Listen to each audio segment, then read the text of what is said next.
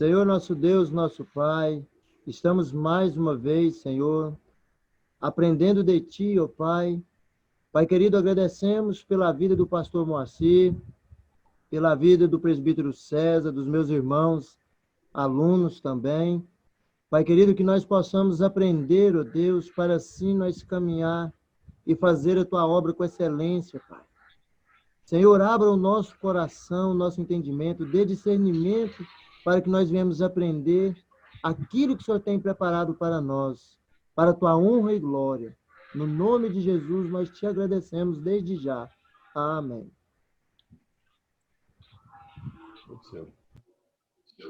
Amém. Amém. Podemos começar então, pessoal? Uma boa noite, graça e paz a todos. É uma alegria nós estarmos aqui ministrando essa disciplina. Vamos falar de um assunto de tamanha importância, não só para a igreja, mas para a nossa vida, né? Vamos falar da teologia da educação cristã. É um assunto muito pertinente e eu acredito que nós temos muitas questões a serem discutidas no decorrer desses 4 encontros, né? E vai ser muito importante a participação de vocês. Então, eu sou o pastor Moacir, muitos já me conhecem, né? Sou do Ministério Fé e Família, eu congrego lá, sou pastor auxiliar nessa igreja, e eu sou professor de formação, né? Sou pedagogo, especialista em educação infantil, e a gente trabalha com os cursos para casais, noivos, criação de filhos, o curso Superando as Diferenças. Mas ministrando aqui vai ser a nossa primeira experiência com essa temática, com essa turma, com essa finalidade, né? A nossa finalidade é um aperfeiçoamento aos alunos e um melhor entendimento do que significa a educação na igreja. Como é que nós possamos trabalhar isso de uma maneira mais rica e mais proveitosa. Então, nós vamos começar a nossa primeira... Eu vou colocar uns slides aqui para ir facilitando para nós. Nós vamos começar com a nossa primeira slide aí, vamos começar com o primeiro questionamento, né? Então, a primeira pergunta a ser feita, né? Essa aí da disciplina, né? Introdução à educação cristã. E nós vamos falar o que é educação. Essa é a primeira pergunta. E para a gente começar a discorrer esse assunto, eu gostaria de ouvir de vocês podem estar abrindo o microfone de vocês, eu gostaria de ouvir assim, em poucas palavras, como cada um enxerga isso. Qual seria a resposta se você estivesse em algum ambiente e alguém perguntasse o que é educação? E eu acredito que todo mundo tem uma opinião a respeito desse assunto, até porque todos nós somos educadores. Ou dos nossos filhos, ou na escola, ou na igreja, todo mundo educa alguém, é educado por alguém e educa alguém. Então, eu não vou numerar aqui de início, vou deixar aberto aqui para vocês ir pronunciando, mas eu gostaria de continuar a aula depois que todo mundo se expressasse em relação a esse assunto, para a gente já começar a interagir, que vocês não ficassem só ouvindo, mas que vocês participassem da aula. Então, nós já vamos iniciar com esse questionamento. Quem se habilita a começar a responder essa pergunta? O que é educação? Hélia, vou falar o que eu acho. Bom, eu acho que a educação é uma forma de transmitir conhecimento. E aquilo, né, que você tem uma forma, ou que seja cultura, ou que seja um conhecimento, né, de algo, é a arte de transmitir esse conhecimento. Isso que eu acho. Certo. Pastor Moacir, educação cristã, para mim, eu acho, né, que é o comportamento, a atitude e o respeito conforme anda a palavra do Senhor. Né, de acordo com a palavra do Senhor e de acordo com como a gente comporta-se com o nosso próximo, com os nossos líderes, para mim isso faz parte da educação cristã. Relacionamento, né? Baseado na Bíblia. Isso. Certo. Ok. Quem mais? Quais são os outros alunos que nós temos aí? Reinaldo? Boa noite, Reinaldo. Pai do Senhor. Paz do Senhor, pastor Moacir. Boa noite. Boa noite aos alunos. Boa noite a todos os alunos. Seja bem-vindo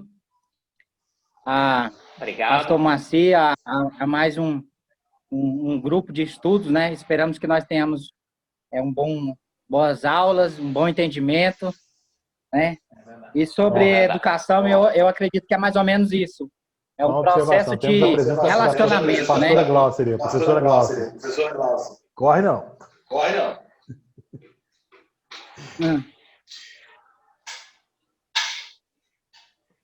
Pode seguir, Renan.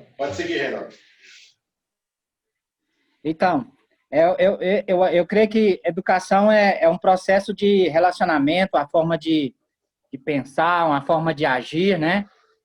E tudo está envolvido nesse processo de educação. É uma troca de conhecimento, né? Certo. Quem mais que nós temos aí na sala? A Vilma está na sala aí? A Vilma está ajeitando o celular dela, que estava com a bateria fraca, mas daqui a pouco ela já está chegando. Tá, quando ela chegar aí nós vamos perguntar a ela. Quem mais que está na sala aí?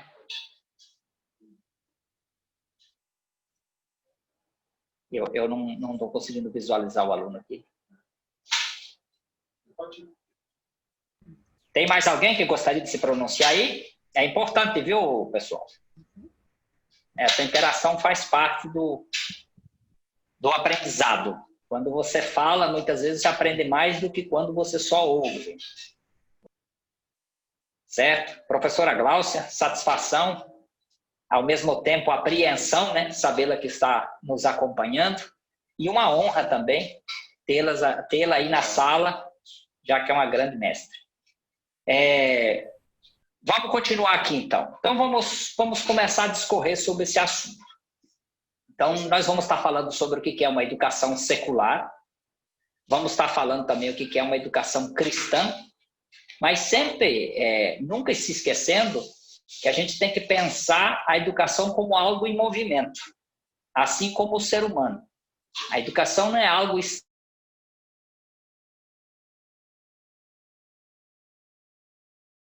estático. Então, no decorrer dessa... Então, nós vamos falar dos assuntos que também não estão na apostila que vocês receberam. Nós vamos estar tentando acrescentar alguns conteúdos, alguns temas de debate, de discussão que fazem parte do dia a dia, para trazer um enriquecimento nessa nossa aula. Tranquilo? Então, como é que nós vamos conceituar essa educação? Quais são os conceitos que nós temos? Como é que nós vamos trabalhar isso? Então, a educação cristã é um modelo educacional que tem como base os princípios fundamentais da revelação de Deus em sua palavra. Então, essa é um conceito, existem vários, né? Mas esse é um conceito que nós temos. Educação cristã é um modelo educacional que tem como base os princípios fundamentais da revelação de Deus em sua palavra. Aí, olhando pelo lado secular, a gente poderia dizer que educação é o desenvolvimento pleno do ser humano. Eu poderia conceituar dessa maneira também. E o que é que diferencia a educação cristã da educação secular? O que é que faz com que uma seja muito diferente da outra? São os princípios. E nessa apostila que vocês têm aí, o autor trouxe um conceito desse John aí, Publius, acho que está na página 17 da apostila que vocês têm. E ele conceitua a educação da seguinte maneira: a educação cristã é um processo de ensino-aprendizagem proporcionado por Deus, por meio de sua palavra, pelo poder do Espírito Santo, transmitindo valores e princípios divinos. Então, esse é um conceito que está aí na apostila de vocês. Então, a educação cristã, ela é pensada e elaborada a partir de uma cosmovisão cristã. A gente vai estar falando um pouco dessa cosmovisão cristã. Como é que funciona isso? E a educação secular, ela desconsidera a revelação de Deus, segue um princípio de autonomia absoluta do homem. Então, geralmente, a educação secular, ela coloca o homem como centro de estudo, de discussão, que é o que difere muito da educação cristã. Então, nós vamos falar dos 3 agentes que são assim os norteadores da educação. A próxima. Nós vamos estar falando aqui da educação familiar, vamos estar falando da educação eclesiástica e vamos estar falando da educação escolar. Então, esses 3 agentes da educação é o que norteia a educação, é o que conduz essa educação. E sempre lembrando, vocês não podem esquecer disso, que não existe educação neutra. Se fala muito, existe uma discussão na atualidade de neutralidade na educação. E a gente entende que não existe essa neutralidade. Acaba que o professor ele leva para dentro da sala de aula toda a sua carga, seja ela cultural, seja ela espiritual, seja ela filosófica, ele carrega isso para dentro da sala de aula. Então, ou ele vai ter uma educação que ele entende com valores familiares, ele vai ter uma educação eclesiástica, ou ele vai ficar na educação científica ou educação escolar. Mas a pessoa ela não consegue se manter do início do ano até o final do ano com a turma sem se posicionar, sem se manifestar em que ela acredita, o que ela acha que é fundamental. Então, é nisso que a gente precisa estar pensando. Então, nós vamos estar discorrendo e tentando falar desses 3 agentes de educação. Vamos estar falando da educação secular, a educação cristã, para ver como é que a gente conceitua melhor isso. Aquilo que vocês falaram está dentro, né, da discussão, não está fora. Nós vamos tentar trazer mais algumas informações imprescindíveis para essa nossa discussão, além disso que vocês colocaram aí. E aí nós temos uma maneira que as pessoas têm pensado, pode tirar da tela aí, Guilherme, já nós passamos a próxima, né? O que sempre tem se falado, principalmente no meio político, a gente tem sempre uma discussão, e nós acreditamos nisso e defendemos isso. E, de um certo modo, não está muito errado, mas a gente sempre fala que a educação é a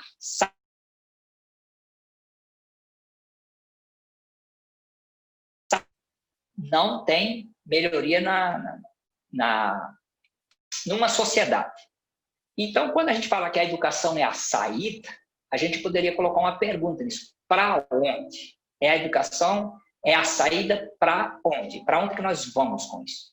É claro que não podemos esperar uma família, uma comunidade, um país melhor sem uma boa educação. Isso aí é indiscutível.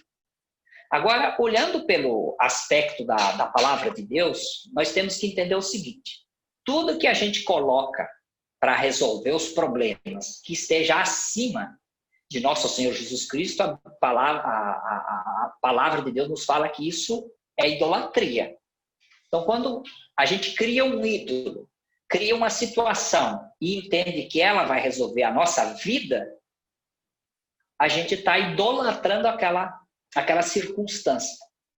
Então, quando a gente fala que só a educação vai dar jeito nesse país, nós estamos, nesse momento, dizendo que quem resolve não é Deus, é a educação.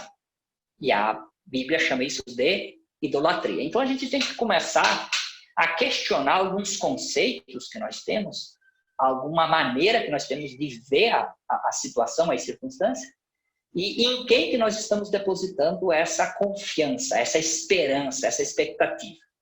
É óbvio que, nós já falamos sobre isso, não existe uma comunidade desenvolvida, não existe um povo com um comportamento adequado, com uma mentalidade de preservação ambiental, de cuidado com a saúde, de cuidado com a vida, um bom comportamento no trânsito, em nada sem uma boa educação. Mas temos que entender que, para que as coisas sejam resolvidas, nós temos que depositar nossa confiança em Deus. E a gente tem sempre acreditado naquilo que os políticos nos falam. Que eles falam que a educação, a educação, a educação, a educação. Então, é só um questionamento para a gente ficar atento, ver em quem que nós estamos depositando essa confiança. Onde está a nossa expectativa? Onde ocorre essa educação cristã? Ou pelo menos deveria ocorrer? Aonde que isso acontece? Vocês que estão com a Bíblia aí, vocês podem até abrir, ou se não, vocês anotem aí, Mateus, capítulo 4, no versículo 23, nós vamos entender como Jesus fala sobre essa questão da educação, aonde ela deve ocorrer. Nós temos nos tornado mestres em separar as coisas. Nós fazemos separações. Agora vamos fazer uma coisa, depois vamos fazer outra, depois vamos fazer outra. E nesse trecho de Mateus, a gente vai ver que Jesus critica isso, porque ele fazia tudo ao mesmo tempo. Então, hoje a gente entende. Você quer aprender a palavra? Escola Bíblia Dominical. Culto de oração? Tem um culto na terça, na quarta, na quinta. Você quer ouvir uma palavra? Você tem que ir em tal lugar. Então, a gente acaba dividindo isso, colocando como se para cada momento existisse um aprendizado. É como se a pessoa que vai no culto da oração não tem louvor, não tem palavra. O cara que vai no culto da palavra não é ministrado pelo louvor e não é ministrado pela oração. O cara que vai na escola bíblica dominical não tem louvor, não tem palavra, só tem ensino bíblico. Então, a gente tem essa maneira de dividir isso. E Jesus criticava isso. Ele não concordava. Ele entendia que poderia se fazer tudo ao mesmo tempo.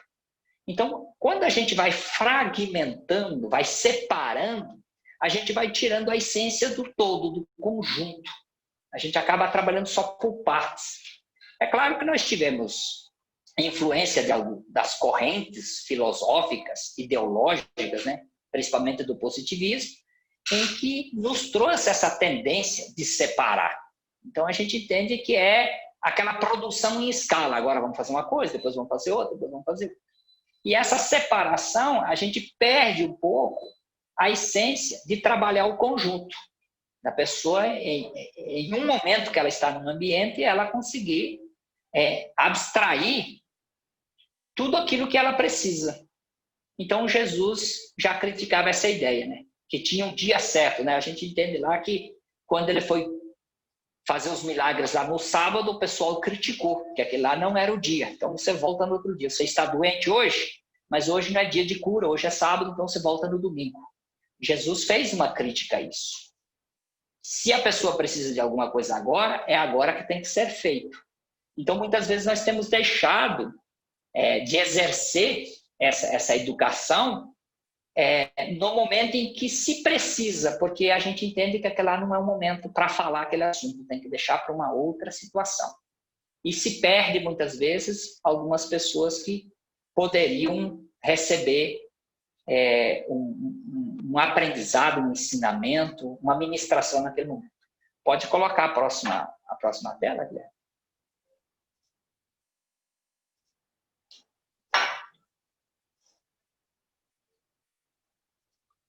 Então, eu falei aí sobre a educação é a saída, né, onde ocorre a educação cristã, e nós temos um outro tópico, como seria essa construção do conhecimento bíblico? Como é que nós iríamos fazer isso?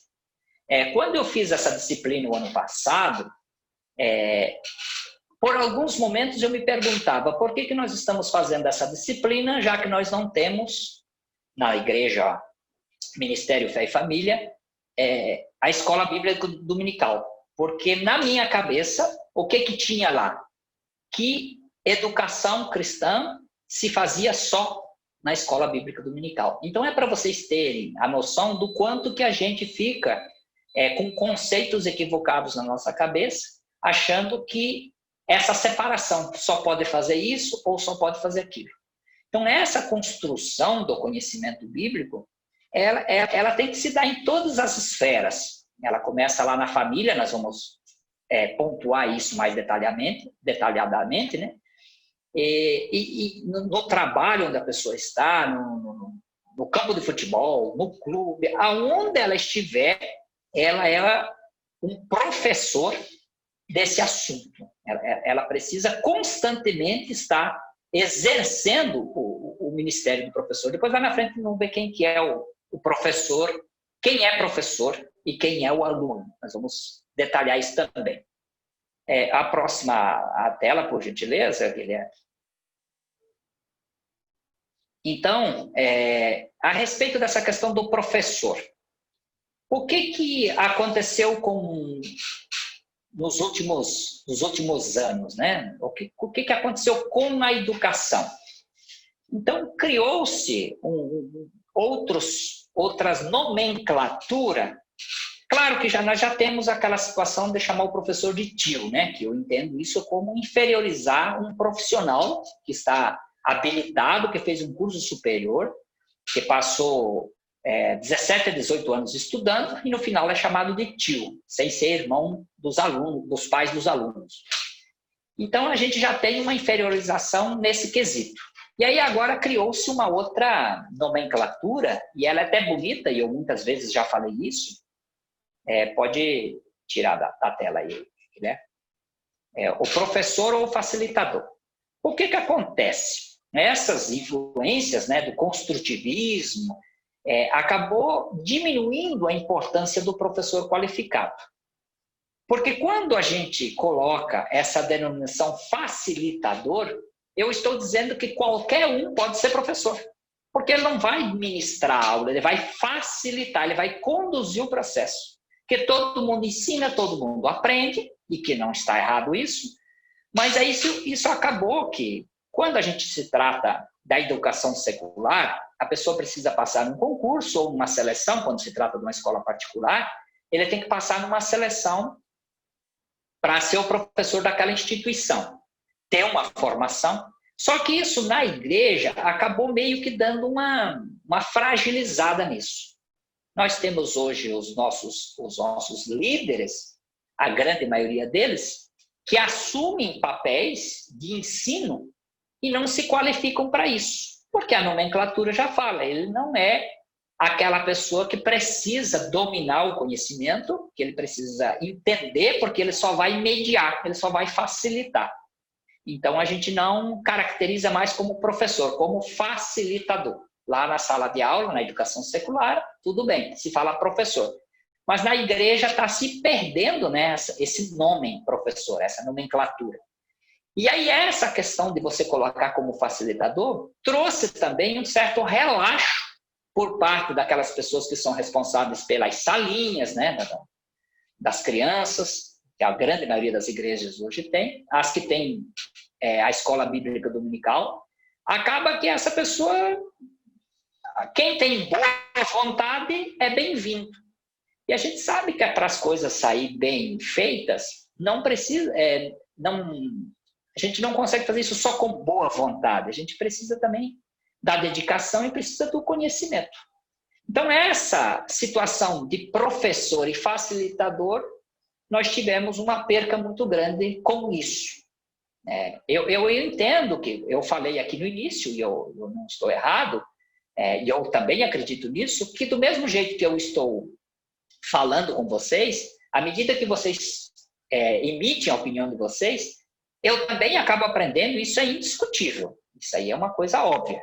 Agora, eu não posso ficar só nisso. Não, a gente vai lá, eu vou apresentar um conteúdo, exponho o meu conteúdo lá e as pessoas vão opinando e a gente vai fazendo uma sala, um debate. Pode até ser feito isso, mas eu sempre tenho que ter a consciência de que eu preciso me preparar para isso, eu preciso ler, eu preciso estudar, eu preciso me qualificar. Então, a igreja vem perdendo muito com isso em função desse facilitador e não mais do professor. Esse é um assunto que a gente falaria a noite inteira e não chega a uma conclusão, porque eu estou aqui emitindo a minha opinião, eu sei que eu não estou sozinho, tem muita gente que vai concordar comigo, mas assim como também tem muitos que vão discordar. Eu não acredito nisso. Eles acreditam que as pessoas podem ir aprendendo junto. E, de uma certa forma, não está errado. Elas vão aprendendo junto. Agora, eu não posso ficar só nisso. Mas, para falar sobre essa questão, a gente precisa pontuar uma outra situação, que é a questão da comunicação. Como é que nós vamos fazer isso aqui sem falar em comunicação? A próxima tela.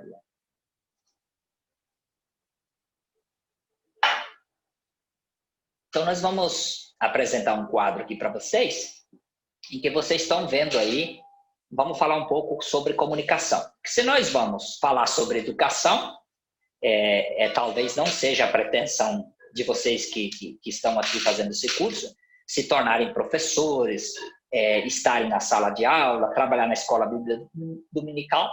Mas quando a gente faz um aperfeiçoamento desse, a gente precisa, pelo menos, ter noção de alguns assuntos, independente se é o propósito nosso de fazer aquilo ou não.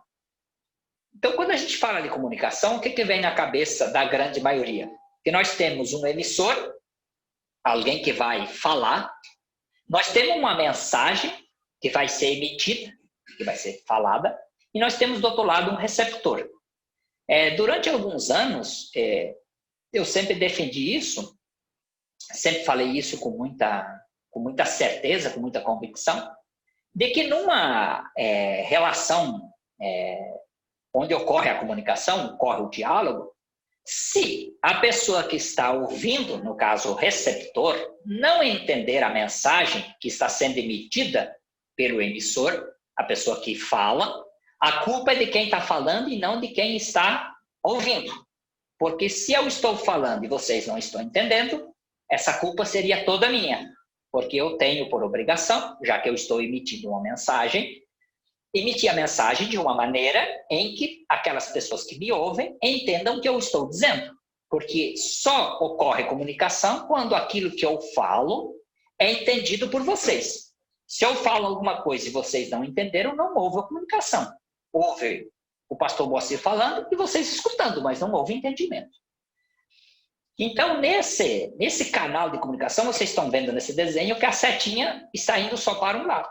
Ou seja, é de alguém que fala e de alguém que escuta. Durante alguns anos, nós tivemos esse sistema de ensino, em que o professor falava e os alunos ouviam. Foi muito criticado isso, foi muito badalado, e para as tendências atuais, isso é uma coisa fora do comum, em que se tem alguém só falando e alguém só ouvindo, porque a gente não sabe que esse alguém que está só ouvindo, se ele está entendendo. O que ocorre é que mudou-se esse sistema, né? E nós temos uma educação bastante fragilizada atualmente. Parece que não deu muito certo. Vamos ver a próxima imagem aqui. Na próxima imagem, nós temos uma outra situação. Agora, nós já temos duas pessoas interagindo. E tanto a pessoa que está falando quanto a pessoa que está ouvindo, ela está carregada de conhecimento, de ideologia, de emoções. Ela está trazendo uma bagagem com ela. Então, essa mensagem, você vê que ela vai e volta. Ela tem aí um diálogo. Então, nós poderíamos dizer, através dessa imagem, que se eu estiver falando alguma coisa e vocês não estiverem entendendo, a culpa já não é mais só minha, é de nós dois. Porque se você está ouvindo e não está entendendo, e você ficar calado, você está prejudicando a mim e a você. Porque eu fico convencido que você está aprendendo, você finge que está aprendendo, mas não está. Então, a responsabilidade de uma comunicação, quando ela não surte efeito, nós poderíamos dizer que os dois são responsáveis. Não só quem está emitindo a mensagem, mas também quem está ouvindo. Aonde que isso não ocorre? Quando é um material escrito. E no material escrito nós temos o que? Uma linguagem padrão. Então, por isso que a escrita tem que ser de acordo com as normas gramaticais. Porque daí, se o outro não entender, aí é uma deficiência escolar dele, porque o seu texto está dentro das normas. Agora, dentro da fala, não é possível, muitas vezes, a gente trabalhar 100% dentro de uma linguagem padrão, porque talvez o nosso ouvinte não esteja entendendo e eu preciso usar de algumas palavras que fazem parte da região, algumas expressões que são chamadas coloquiais, regionais, para que haja essa comunicação. Então, a gente precisa entender isso. Porque se eu estou conversando com uma pessoa pouco escolarizada e eu começar a usar muitos termos técnicos, eu estou até envergonhando essa pessoa e deixando ela numa situação muito complicada. Então, a gente tem que usar o bom senso e conhecer quem é o nosso aluno. Lá na frente nós vamos falar quem que é o professor e quem que é o aluno para a gente poder trabalhar isso de uma maneira que haja entendimento. Tranquilo até aí? Alguém quiser fazer uma intervenção, pode abrir o microfone e falar, viu, pessoal? Se não estiver entendendo, fala, não ficou claro isso. A gente volta e tenta explicar novamente. Tranquilo até aí? Então, vamos continuar, né? Pode voltar a tela, né? Vocês estão com a apostila de vocês aí? Se vocês estiverem na página 18 da apostila de vocês aí, ele está falando qual que é a importância da educação. Qual a importância da educação cristã? Na página 18, aí no tópico 1.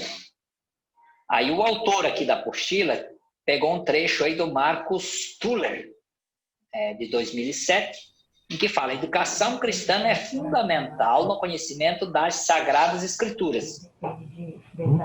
Seu principal objetivo é instruir o ser humano no conhecimento de Deus. Tem um microfone aberto aí, Guilherme.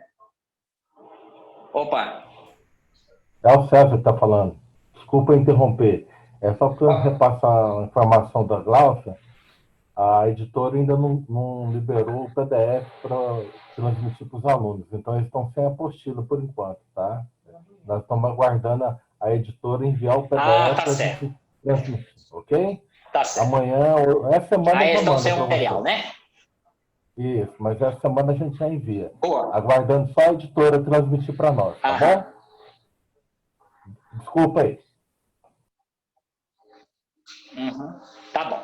Eu não vou usar muito a apostila aqui, César. Eu só vou citar aqui algumas coisinhas, mas depois eles podem estar revendo, né, o material na apostila. Então, eu vou só trazer algumas citações que eu tinha já separado aqui. Depois a gente pode, na próxima aula, talvez até conversar um pouco sobre isso. Então, aqui, esse autor fala que a educação cristã é fundamental no conhecimento das Sagradas Escrituras. Seu principal objetivo é instruir o ser humano no conhecimento de Deus, é levar o educando a alcançar a plena maturidade como ser humano, criado à imagem e semelhança de Deus. A educação cristã preocupa-se com o homem em seus vários aspectos: físico, racional, emocional, social e espiritual. Preocupa-se com a transformação progressiva do cristão no caráter, valor, motivação, atitudes e entendimento do próprio Deus. Envolve todas as atividades e atitudes que têm lugar na igreja, o corpo de Cristo. Então, quando a gente fala dessa questão de educação, ele é um tema muito aberto, ele é muito amplo. Então, é um assunto que ele é inesgotável, né? Tanto se a gente ficar falando de educação cristã, como se a gente falar da educação de uma maneira geral.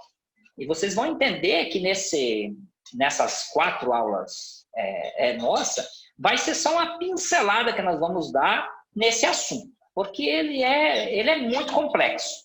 E hoje em dia nós temos várias correntes, pessoas que acreditam numa coisa, ou pessoas que acreditam em outra.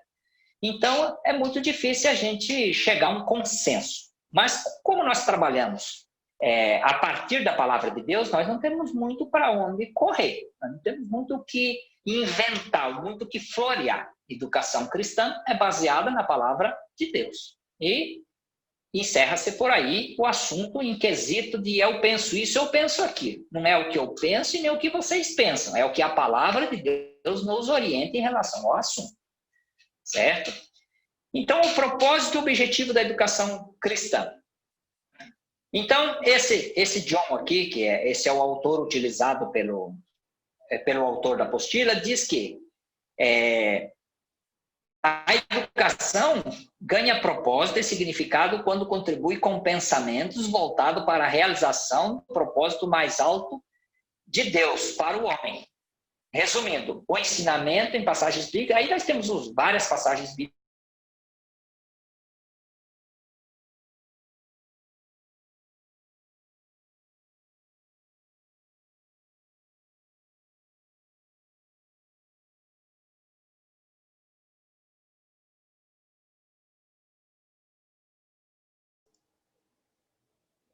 Gente, parece que deu uma travadinha aqui. Só um minutinho.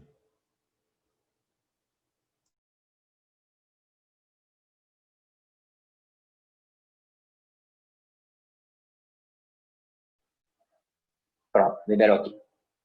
Deu certo? Está ouvindo? Bom, nós estávamos falando sobre o propósito e o objetivo da educação cristã. Então, quando vocês forem pegar a apostila, vocês vão estar vendo isso. Vocês vão estar lendo o material. Jesus é que ele fala que o propósito da educação ganha significado quando contribui com pensamentos voltados para a realização do propósito mais alto de Deus para o homem. E aí nós temos uma infinidade de citações bíblicas que falam sobre isso. Vocês vão estar com a apostila na mão, vocês podem estar entrando nesse detalhe para estar confirmando isso que nós estamos falando. E aí ele fala também, né, vocês vão encontrar na apostila, na página 19 e 20, sobre a responsabilidade para aplicar essa educação cristã. A maneira como que as pessoas precisam se comportar para aplicar essa educação cristã. Aí ele fala que, além de habilitar o homem a cumprir melhor o propósito da transmissão e ensino da palavra ordenada por Deus, a educação cristã precisa ser aplicada com responsabilidade pela liderança que está envolvida no processo educacional. A Bíblia oferece muitíssimas recomendações para que esta aplicação seja efetuada de maneira eficaz. Então, essa responsabilidade em que cada um tem que ter, e quando vai tratar desse assunto, é que precisa estar consciente disso, de estar voltado para isso. Entendeu? A nossa próxima lauda aí, Guilherme, a tradição pedagógica cristã. Então, quando a gente vai falar de educação cristã, a gente precisa ter o entendimento que essa tradição, ela não começou ontem. A gente encontra lá no Pentateuco, em Deuteronômio 11, capítulo 11, nos versículos de 18 a 20, onde que a gente tem aí um trecho que você vê que é claro que se fala de uma pedagogia cristã, que se fala de uma educação cristã. E aí a gente pega Provérbios, pega as cartas de Paulo, os evangelhos, a gente pega Agostinho, as reformas, Martim Lutero. Então, essa tradição, ela está lá do começo da Bíblia, lá do Velho Testamento até o Antigo Testamento. Não é algo que começou ontem. Então, na palavra de Deus, a educação cristã ela é algo muito natural, muito comum.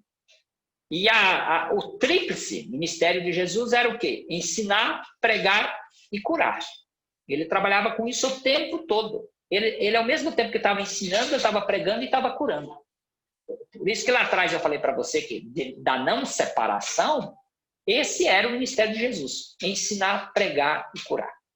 E aí vem um questionamento, né? Como que nós temos lidado com isso? Como que nós temos nos comportado em relação a essa situação? E nessa lauda que vocês estão vendo aí, um outro tópico que a gente vai estar comentando é sobre a pedagogia e as influências de outras áreas do conhecimento. Então, ao longo da história, essa educação ela vai mudando. Pode tirar da tela, Guilherme, essa lauda aí. Então, o que acontece? Por trás de toda a pedagogia, há uma antropologia filosófica. Essa aqui é uma frase do James Smith. Ele fala muito sobre isso, né? Que a antropologia filosófica é um campo específico dentro da filosofia que se preocupa em definir o ser humano. Então, entender esse comportamento humano, eles falam que toda pedagogia, né, esse James Smith, que toda pedagogia ela é ligada a uma antropologia filosófica. E a gente precisa entender que esse comportamento, essas ideologias, esse comportamento social, ele vai para dentro da igreja. O que ocorre é que as pessoas querem fazer uma educação dentro da igreja que ela está fora das tendências da educação secular. E as pessoas não estão erradas, porque nós temos que o quê? Trabalhar com a Bíblia. Mas tem que entender que essa pessoa que está lá fora, a pessoa de hoje não é a mesma de 15, 20 anos atrás. E nós temos uma tendência, que é natural do ser humano, que é o quê? Educar do jeito que eu aprendi.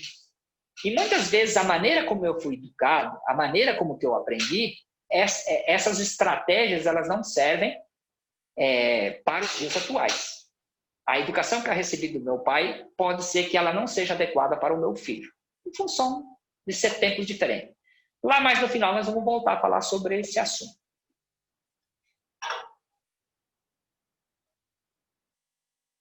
Então, a pedagogia, ela sofreu e sofre, né, influências de outras áreas do conhecimento. Então, nós tivemos uma época em que a filosofia é que dava os rumos da pedagogia. Depois as coisas foram mudando. Nós tivemos a fase da psicologia. Então, quando a gente tinha a filosofia, nós tínhamos uma questão de ideologias, nós tínhamos um outro questionamento. Como nós fomos para a psicologia, nós começamos a olhar mais para o psíquico do indivíduo, mais para o pensamento, mais para o eu. Então, trabalhou-se mais o indivíduo sozinho. Depois nós fomos para a sociologia. Então, aí a gente já passou a olhar para as pessoas de uma maneira diferente. Então, constrói-se um conhecimento com uma outra direção. Depois a gente passou para uma outra fase que é uma antropologia cultural. É uma outra maneira de enxergar as coisas. E atualmente a gente pode falar que nós estamos aí nas neurociências. Acredita-se que vai se explicar o ser humano através das neurociências. Então, a educação secular, a educação escolar, ela sempre está permeada por essas influências, ela sempre tem uma direção. E essas pessoas que estão dentro da igreja, que precisam de uma educação cristã, elas estão do lado de fora vivenciando tudo isso. Elas não estão isoladas, elas não estão dentro de uma caixa. Então, elas, quando vêm para dentro da igreja, elas estão com toda essa carga. Eu não estou dizendo que a gente vai concordar com isso, mas se a gente não conhecer o que é que está dando direção, como é que nós vamos trabalhar com isso? Como é que nós vamos lidar com isso? Como é que nós vamos conduzir esse processo? Como é que vai ser o nosso comportamento com essa pessoa que chega carregada de crenças, de valores, de questionamentos, se a gente não está firme naquilo que precisa ser feito? Por isso a importância, né, das pessoas estarem estudando. Os relacionamentos. Então, alguém de vocês aqui falou, eu acho que foi o Glaucio, falou que a educação baseada em relacionamento da palavra, né? São os relacionamentos firmados na palavra que faz parte da educação. Então, nós poderíamos falar que o ser humano ele tem a capacidade de se moldar a partir das relações que o cercam, principalmente no início da sua trajetória de vida. Ele necessita de várias relações para se tornar humano. Nós somos diferentes dos animais. Eu vou explicar agora rapidinho por quê. Se você pegar um pato, o ovo da pata, e colocar para ser chocado com a galinha, a hora que a galinha chegar na beira do lago, o que esse pato vai fazer? Vai entrar e vai nadar. Alguém precisou. Ele não carrega aquilo que ele foi criado. Se você colocar um gato para ser amamentado numa cachorra, ele vai miar e não vai latir. E vice-versa. O ser humano, ele tende a ser moldado da maneira como ele é criado. É claro que muitas pessoas acreditam que as pessoas nascem é carregado nos genes, é carregado na parte genética dele que traz toda essa direção.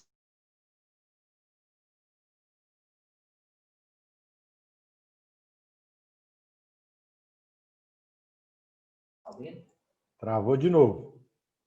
Do que ele vai ser ou deixar de ser. A gente tem que entender o que é características biológicas. Tá ok? Bom, nós estamos falando sobre essas características. Então, o que define o animal é o instinto. O instinto define o propósito biológico da espécie. Então, aquilo que é biológico da espécie, ele vai se comportar daquela maneira.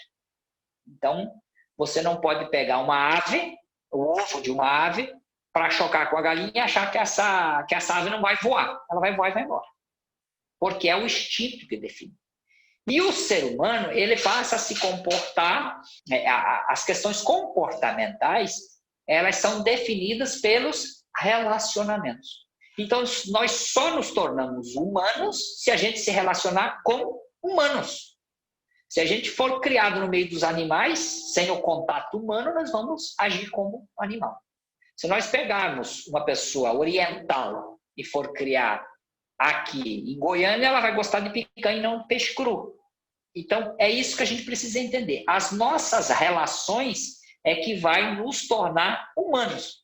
Só que a gente precisa o quê? De boas relações.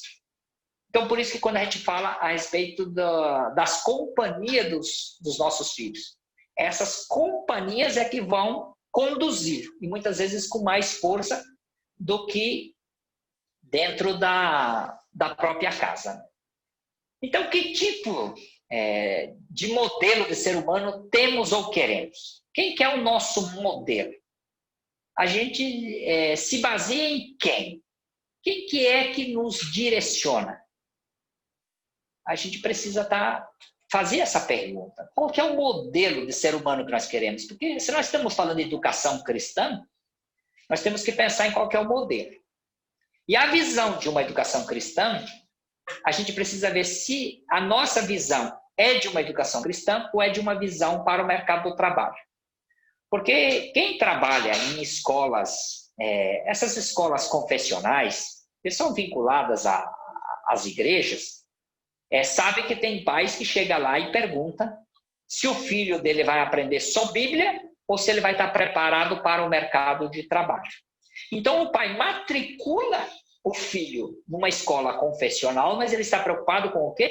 Com o vestibular, com a prova do Enem, com os concursos, e se ele vai ser um bom profissional na área. Então, o foco não é uma educação cristã. Ele está ligado ao mercado de trabalho, aquilo fala mais alto. E a gente tem que entender que o nosso modelo de educação cristã, o modelo de ser humano é Jesus Cristo, porque ele veio na Terra como homem, ele se comportou. Então, se alguém perguntar qual que é o modelo de educação cristã que nós temos que ter, é Jesus. Ele é o nosso modelo. Como que ele se comportou?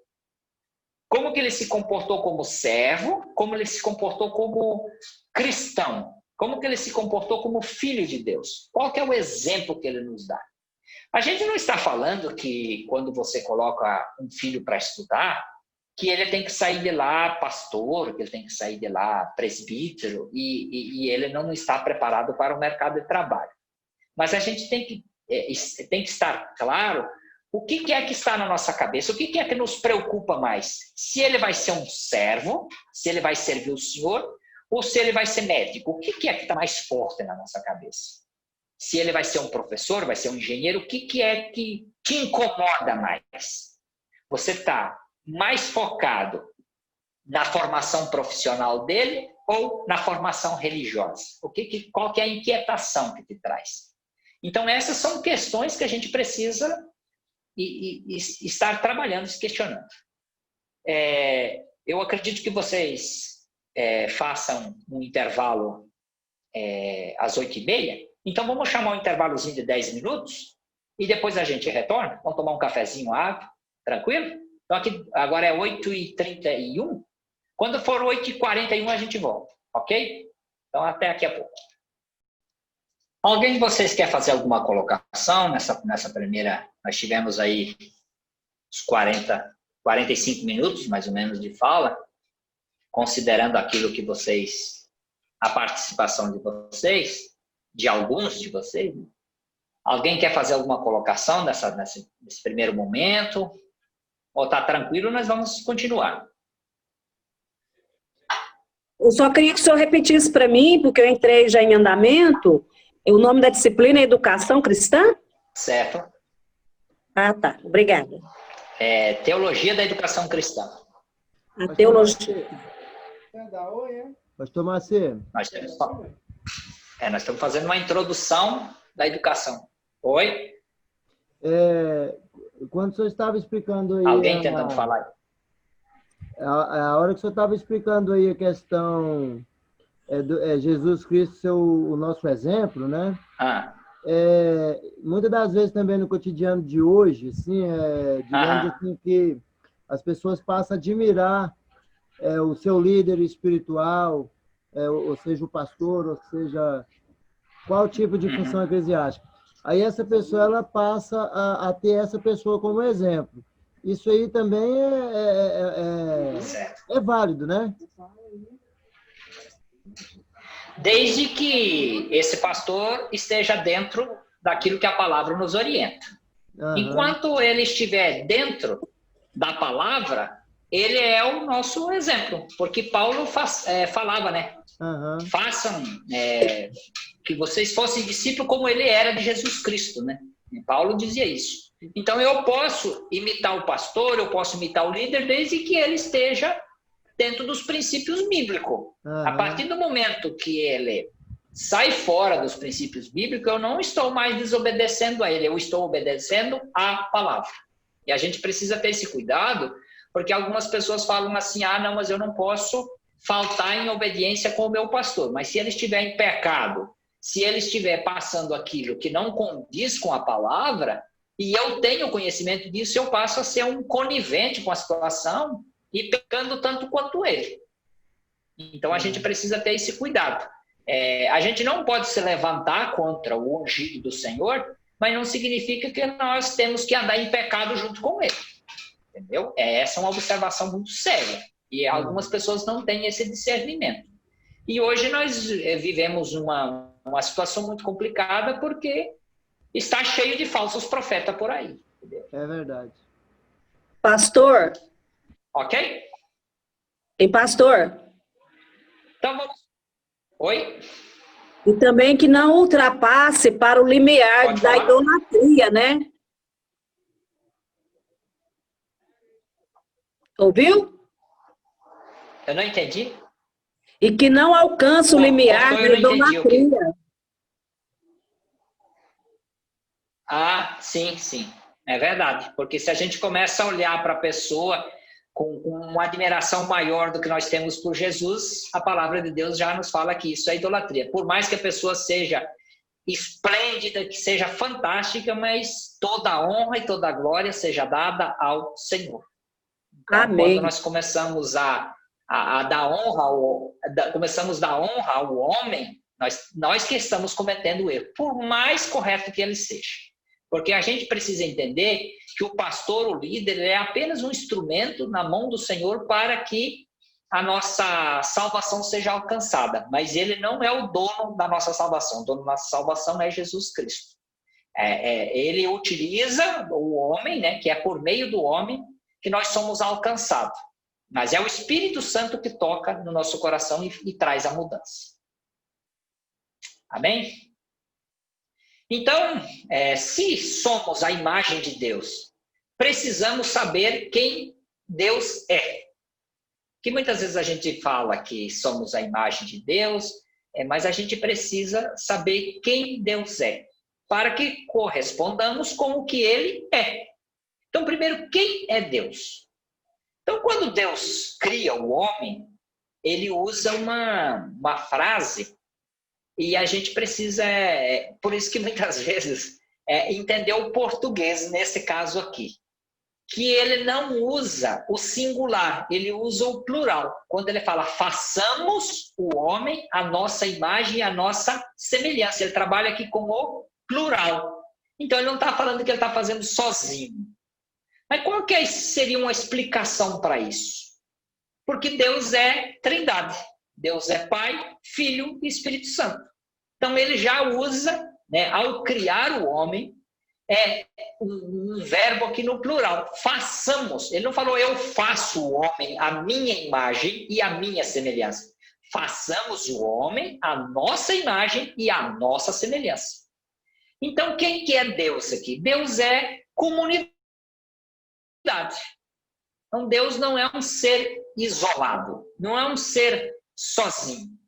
Porque quando ele fala que não é bom que o homem viva só, que ele se refere a Adão, no caso aqui, representando a comunidade, né, a criatura, né, o homem de uma maneira geral, não o indivíduo, mas o homem pensando na comunidade. Ele fala, não é bom que o homem esteja só. Por quê? Porque Deus não se sentia sozinho. Porque ele entendia Deus como comunidade. Então, se ele coloca uma mulher do lado de Adão, é porque a sociedade não poderia ficar sozinha. No caso, o Adão ali representando a sociedade. A gente olha muito no indivíduo, não pensa de uma maneira coletiva. Nós temos esse individualismo, né? A gente olha muito para o eu. Então, a gente tem uma certa dificuldade para fazer essa colocação de uma maneira coletiva. Isso faz parte aí do processo, né? Eu acho que a próxima... Vê se a próxima slide aí, Guilherme, por gentileza. Então, nós somos um ser relacional. Então, quando a relação com Deus estiver... pode deixar aí um pouquinho essa... Então, nós somos um ser relacional. Então, quando essa relação com Deus estiver organizada, as demais relações também entrarão em ordem. Poderíamos dizer, em outra definição, que educar é o ato de cooperar relacionalmente para que o ser humano corresponda ao máximo à imagem de Deus. Então, o que ocorre? Quando eu estou em atrito com o meu semelhante, com a pessoa com quem eu convivo, há uma grande probabilidade de eu ter algum tipo de atrito, eu ter algum tipo de relacionamento com aquele que me criou. Porque se eu amo a Deus sobre todas as coisas e eu amo o próximo como a mim mesmo, e eu não estou conseguindo amar esse próximo, é porque está faltando amor para comigo. E se está faltando amor para comigo, é porque eu estou tendo alguma coisa com aquele que me criou. Porque se eu estou satisfeito com aquilo que eu sou, com aquilo que foi criado, com aquele que me criou, então eu não estou sem amor. E se eu não estou sem amor, eu não posso ficar sem amar o próximo. Então, esse atrito, pode voltar, esse atrito que eu tenho com o meu semelhante, é uma grande probabilidade de eu estar com alguma dificuldade de relacionamento com aquele que me criou. Quando essa relação vertical, ela está comprometida, eu acabo adquirindo um problema com a minha relação horizontal, que é com aqueles que estão na minha altura. Então, se eu quebro um vínculo vertical, que é com aquele que me criou, com Deus, eu vou ter atrito e problema aqui nesse mundo relacional. Então, se nós somos esse ser relacional e nós temos problema com relacionamentos, nós precisamos voltar o quê? Na origem, naquele que me criou.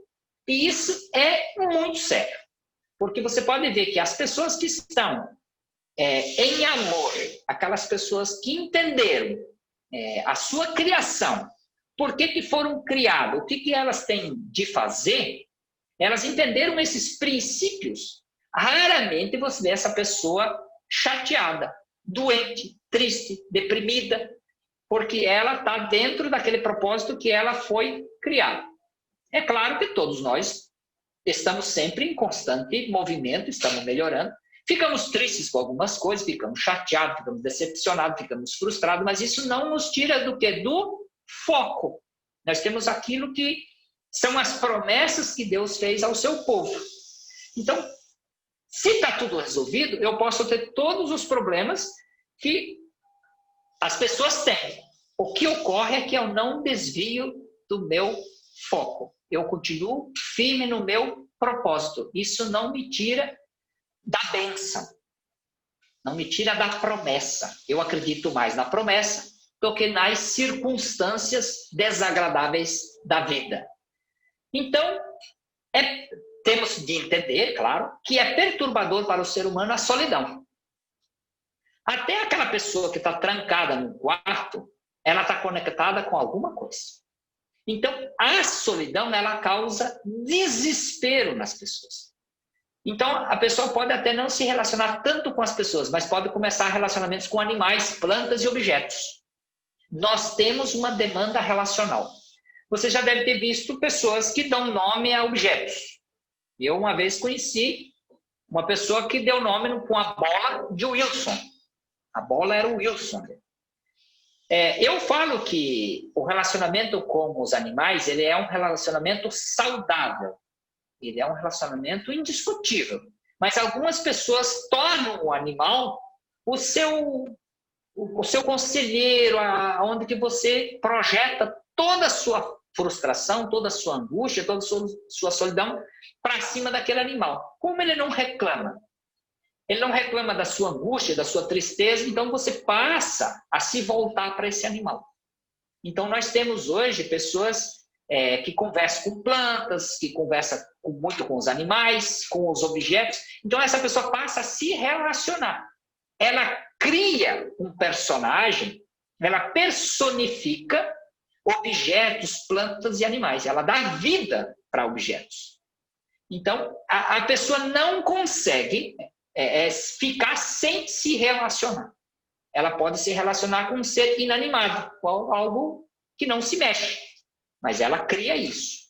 Então, nós somos seres relacionados.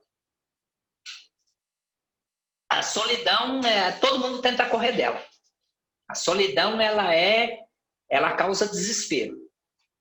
Então, é muito perturbador para a pessoa quando ela não consegue bons relacionamentos. Então, nós vamos para a próxima slide. Guilherme, por gentileza. Nós vamos falar por que tantos problemas com a educação. O que ocorre? Qual que é o desafio? O que está acontecendo? Por que a educação secular, a educação na família, por que a educação na igreja, no trabalho, por que as pessoas têm essa resistência? Nós poderíamos dizer que é uma questão lá das origens. Porque quando Adão e Eva fazem o que fazem, foi uma falta de obediência. Eles desobedeceram. Então, nós temos uma resistência à obediência. Nós não furamos o sinal vermelho porque vamos levar multa, nós não fazemos isso ou aquilo porque vamos ser multados, nós não vamos fazer isso porque alguém está vendo. Então, nós que somos adultos, existem leis e normas sociais que nos seguram. Porque se fosse largar por aí, nós ficaríamos todo mundo doido. Então, essa resistência à obediência. Então, muitas vezes nós reclamamos na igreja de crianças rebeldes, de adultos com comportamento inadequado, mas a gente tem que fazer uma autoanálise e ver como que a gente enxerga as normas da igreja, as normas sociais. Nós somos obedientes a elas? Nós somos pessoas receptíveis às ordens, às normas? Nós fazemos isso de bom grado? Como que é o nosso comportamento? Então, essa resistência, essa desobediência faz com que a gente tenha problemas educacionais. E quando a gente fala do adulto, o adulto só consegue educar a criança se ele se reeducar. Por que reeducar? Porque aquela educação, eu falei lá no início, aquela educação que eu recebi quando eu era criança, 40 anos atrás, ela talvez não seja a melhor nesse momento. Então, eu tenho que me reeducar, eu tenho que me adaptar. Então, a gente vai olhando lá nos personagens bíblicos, lá no Pentateuco, e a gente vem fazendo uma trajetória, e a gente vai ver muitos homens de Deus que tinham dificuldade em seguir a palavra. Então, essa resistência, ela não começou agora. A gente começa lá com Adão, com Caim, que não aceitou a oferta, não entendeu que Deus se agradou mais da oferta do irmão do que dele, e ele se revolta. Então, a gente tem essa dificuldade de lidar com a decepção, com a frustração, com a rejeição, e essa revolta com esse nosso comportamento. Então, quando a gente vai quebrando essa relação com Deus, vai surgindo esses problemas que a gente vai arranjando por aí. Então, a educação cristã, ela exige, falamos anteriormente, contextos relacionais saudáveis para que ela aconteça. Não tem como a gente ter uma boa educação cristã com relacionamentos doentios. A gente precisa de relacionamentos saudáveis, senão a gente não vai se desenvolver. A gente só pode se relacionar com a outra pessoa que está fora dos princípios bíblicos, desde que nós tenhamos um propósito, que é o de evangelizar. E a gente não pode sair do nosso comportamento. Mas acontece que muitas vezes as pessoas começam com alguns relacionamentos que não estão dentro dos princípios bíblicos, e elas acabam se desvirtuando ao invés de trazer o outro. Então, a educação cristã, ela precisa ser sólida, a gente precisa estar bem embasado para agir com isso. E a gente precisa ver os contextos que possibilitam essa educação cristã. Quais são os contextos que possibilitam a educação cristã? Aonde que isso pode acontecer?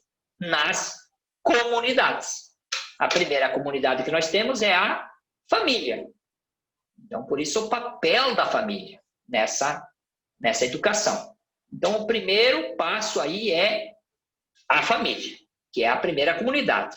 Depois nós temos a igreja, nós temos o trabalho, nós temos a comunidade de uma maneira mais aberta, a própria escola. E aí a gente vai trabalhar com essas comunidades. A gente vai interagir com essas comunidades e vai desenvolver isso. O nosso próximo tópico nós vamos falar também sobre os limites de atuação da educação. Pode tirar da tela aí. Então, quais seriam esses desafios na educação que nós colocamos ali na tela? Agora eu vou falar um pouco sobre esses desafios. Quais seriam os desafios na educação cristã? O que aconteceu que isso está tão difícil? Então, o que nós temos hoje? Uma influência muito grande do Estado na educação. Em função do modo de vida com que as pessoas vivem, a maneira como a sociedade está organizada, aquilo que o pai fazia uns anos atrás para os filhos, hoje o Estado passou a fazer. Exemplos. Quem é que trata da educação sexual dos nossos filhos? Geralmente a escola se encarrega disso. O dentista, nós já não levamos mais os filhos para o dentista. O dentista vai na escola. Aí nós temos hoje uma escola integral, em alguns casos, em que a criança fica o dia inteiro na escola, ou seja, ela fica mais tempo na escola do que com os pais. Hoje nós temos médico que vai na escola. Então essa criança, ela é mais uma criança do Estado do que dos pais. Ela deixou de ser uma criança da família e passou a ser uma criança do Estado. E em função da circunstância, quando se trata principalmente de comunidades menos favorecidas, é até um alívio você ter uma criança que fica o dia inteiro na escola, que lá vai o dentista, que vai o médico. Então isso é muito cômodo para nós. Só que o que ocorre? O pai vai saindo da educação dessa criança e vai entrando o que? O Estado. E aí aqueles princípios em que a família acredita vão sendo perdidos em função das ideologias do Estado. Então o Estado passa a moldar essa criança de acordo com aquilo que dos princípios, da ideologia, daquilo que se acredita em educação. E quando o pai se apercebe, ele tem um menino revoltado dentro de casa e ele não sabe o que foi que aconteceu. E aí esse menino vai para a igreja. Aí é atribuído à igreja a resolver esse problema. E aí a igreja fica impotente diante dessa situação. Então, aquilo que é de responsabilidade dos pais é transferido à escola e também à igreja. Então, a gente coloca a parte das questões morais, as questões éticas, as questões cívicas, a questão comportamental para a escola. E aí a gente coloca para a igreja a questão do relacionamento, a questão espiritual, que a igreja se encarrega disso. Então, se a gente pegar a parte que foi atribuída para a escola e a parte que foi atribuída para a igreja, a família praticamente saiu da educação dessa criança. Isso é um reflexo, eu não diria só no Brasil, isso é um reflexo mundial. Mas, no nosso caso aqui, é muito acentuado isso. E a gente entende que o Estado é que tem que cuidar das coisas. A gente vota em políticos que defendem essas ideias, porque é confortável para nós, é cômodo, e a gente não se apercebe que os nossos filhos estão ficando a cargo do Estado e da igreja. E a igreja fica no meio desse fogo cruzado, tentando acudir, ou para um lado ou para o outro. E aí, quando a gente fala de educação cristã, a gente tem que estar apercebido que essa educação cristã, ela sofre toda essa carga que vem da escola e vem da casa. Não tem como a gente negar isso, não tem como fugir disso. Então, qual que é o papel da família no meio dessa confusão? É combater essa interferência do Estado na educação. Mas como que nós vamos fazer isso? Precisamos o quê? Fortalecer a família. Então, por isso, a grande responsabilidade da igreja nessa educação cristã. Porque essas crianças, elas precisam ter um embasamento, porque até uma certa idade, a gente segura. Depois, quando eles começam a adquirir independência, eles saem fora. E a igreja, muitas vezes, ela mais oprime do que ela acolhe. Então, é uma dificuldade. Ou ela acolhe com aquela rebeldia, ou ela acaba oprimindo e a pessoa não vê a hora de fugir. E quando alguém está imprensado, o que ele quer fazer? Vazar. Ele quer fugir. Então, o que nós precisamos? Fortalecer a família, para que o Estado dê menos ideia na educação dessas crianças. E aí elas possam chegar na igreja com um comportamento melhor.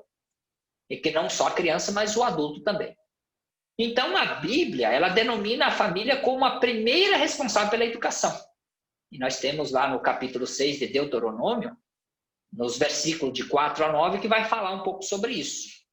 Então, depois vocês podem estar consultando lá e estar olhando. Anota aí, Deuteronômio, capítulo 6, versículos de 4 a 9. Vai falar um pouco sobre essa responsabilidade, o papel da família nisso. Né? E a gente precisa o quê? De formação para entender a informação. Então, aqui eu peguei mais um trecho, depois vocês vão olhar lá na apostila de vocês, nas páginas 20 e 21, que a gente só vai entender a informação se a gente tiver o quê? Formação. Por isso, a preocupação, né, do Ministério Fé e Família em dar formação para essa liderança da igreja. Não só a liderança, mas está aberto para todos aqueles que querem fazer. Porque para você interpretar uma informação, você precisa o quê? De ter alguns conhecimentos. Então, essa problemática toda que está na educação não é uma coisa simples de se entender. Então, a gente não pode querer que todos os líderes da igreja façam pedagogia, que façam uma especialização para poder trabalhar numa salinha, na escola bíblica dominical, para trabalhar num culto, para auxiliar. Não, não é isso. Mas eles precisam estar lendo sobre o assunto e estar procurando ter um entendimento dessa complexidade que nós temos na sociedade que vai para dentro da igreja. Que nós não temos um grupo fechado, isolado. Essas pessoas convivem, elas se relacionam. E elas vão lá para dentro e é uma bomba que nós temos para resolver. Então, nós temos alguns limites de atuação da educação. Quais são esses limites? O que é que nos limita na educação? Que é a porta da nossa casa. É o limite entre o privado e o público. Então, aquilo que eu tenho dentro da minha casa é privado. Quando eu sair do portão para fora, tudo se torna público. E aí, como que tem sido esse comportamento? Que tem algumas pessoas que têm um comportamento exemplar lá fora, mas são péssimos dentro de casa. Alguns são um exemplo dentro de casa, mas lá fora, quando sai do portão para fora, só Jesus na causa. Então, como é que nós vamos lidar com isso? Como é que nós vamos trabalhar essa questão? Como que nós temos levado o evangelho fora do espaço familiar? Como é que nós temos conduzido isso? Então, esses limites que nós estamos impondo é que prejudica e compromete a nossa educação cristã. E só um minuto. A vida ela foi secularizada e Deus não se conecta com as músicas, com a estética, com a arte e assuntos diversos. Então, a gente está secularizando as situações. Nós estamos tirando coisas, situações, princípios bíblicos de nossas vidas e estamos colocando coisas seculares, situações seculares, que Deus não está presente naquilo. E a gente acha que Deus está em todos os lugares. E realmente está. Agora, ele não vai ficar curtindo um som que você está curtindo aí que não está dentro dos princípios. Então, não é que Deus se afasta de você,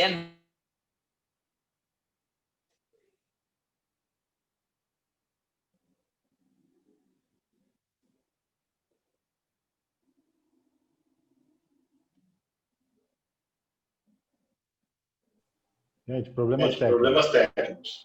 Voltou? Tá bom. O meu grande receio era lidar com isso, né? Graças a Deus, o Guilherme está aqui dando o suporte necessário, porque trabalhar dentro de uma sala de aula lá, todo mundo junto, para mim seria muito tranquilo, mas lidar com isso aqui, eu vou ser sincero para vocês, é o calcanhar de Aquiles. Que é a minha dificuldade. No computador até que eu trabalho um pouco melhor, mas envolver o celular, a dificuldade é imensa. Mas a gente precisa o quê? Se adaptar à realidade, à situação do momento. Então, não podemos fazer dessa dificuldade um pretexto para deixar de fazer as coisas. Eu sei que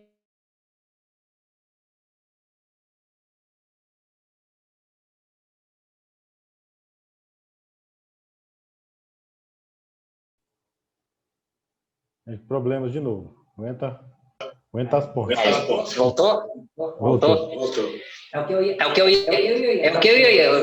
ia falando e eu não... Pronto? O que eu estava falando aqui para vocês é que muitas pessoas, e vocês sabem, né? Colegas de vocês usaram como pretexto, tá ouvindo aí? Como pretexto parar de fazer o curso por causa dessa situação em que foram dados aqui de estar ouvindo pelo computador.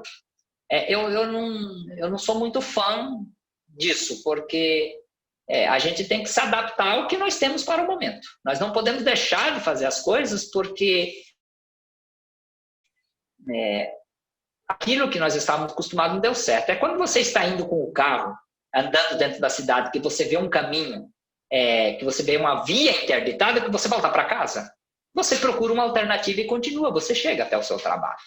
Se você está indo para a igreja, para você está indo para a casa de um amigo, você tem um obstáculo naquela via, você busca uma alternativa, mas você não deixa de fazer aquilo que você estava indo fazer. Então a vida é assim. Encontrou um obstáculo no caminho, a via está interditada, busca uma saída, um outro caminho, mas não deixa de fazer a visita que você estava indo fazer. Certo? Então, vamos lá. Nós estávamos falando aqui a respeito dessa questão dos limites da educação, né? Dessa dificuldade. Na sociedade, o que ocorre? As pessoas, em algumas épocas, elas defendem a liberdade. Elas lutam por liberdade, a escola, o mundo, a televisão, tudo o assunto é liberdade. Só que a gente, quando conquista muita liberdade, a gente vê que a gente perde o que? A segurança. E aí a gente começa a trabalhar e exigir, cobrar segurança por parte dos governantes. Então, nós temos duas situações. A gente passa um tempo cobrando, exigindo liberdade e perde a segurança. Aí a gente passa um tempo pedindo a segurança, de repente a gente acha que está muito preso, a gente volta a lidar por liberdade. Isso é em todas as situações. Então, a sociedade, ela mais ou menos fica nesse pêndulo, né? Uma hora ela está pleiteando uma situação e depois ela passa a outra. Então, é mais ou menos aquilo. Quando a gente conquista a liberdade, a gente compromete a segurança. Quando a gente tem segurança, a gente se sente preso e acha que não tem a liberdade que deveria ter. Então, é difícil isso. Então, a gente tem que entender que quando a gente fala de educação, existem alguns limites. Assim é em casa, né? Muita liberdade e pouca segurança. Então, a gente precisa trabalhar isso. A mesma coisa acontece na escola. Mas aí o que nós temos nessa situação? Um empobrecimento moral. Nem a escola nem a igreja vai resolver isso. Não dá para a gente, essa questão moral, essa questão dos princípios, elas têm que partir das casas. Então, a primeira pessoa a ser ministrada e a ser trabalhada é quem? O próprio líder, né? O próprio educador. Ele que precisa passar por um aperfeiçoamento e melhorar suas condições para estar ministrando, para estar falando e para estar desenvolvendo e defendendo isso. Deixa eu ver qual que é a próxima tela aí que nós temos, Guilherme, por gentileza. Ver se eu já não passei na frente.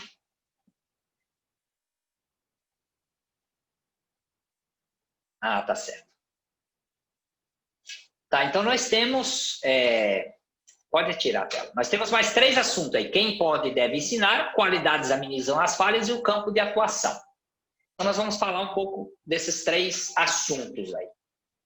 O campo de atuação, vamos começar falando sobre o campo de atuação do educador. Então nós precisamos entender que servir a Deus não ocorre só no espaço interno do templo cristão. As pessoas precisam se preparar juntas como igreja para se comportar com uma cosmovisão cristã em todos os ambientes que estiver. É claro que não está errado a gente chamar e convidar as pessoas para ir para a igreja. Está mais do que correto isso. O que ocorre é que muitas vezes a pessoa precisaria ouvir uma palavra naquele exato momento.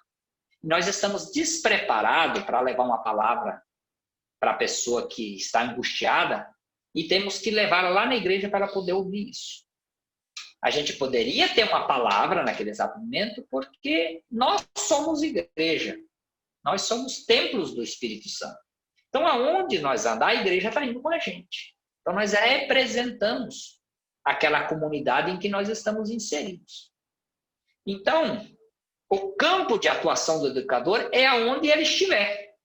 Mas algumas pessoas entendem que elas só vão se dar o trabalho e só vão falar sobre um determinado assunto dependendo de onde elas estiverem. Então, se eu sou um professor da escola bíblica dominical, eu só vou falar nesse assunto no dia da aula. Eu não falo nisso num outro momento. É cada coisa no seu devido lugar. Aquilo que eu falei, a gente vai fragmentando. Não, agora não é isso. Agora é uma outra situação.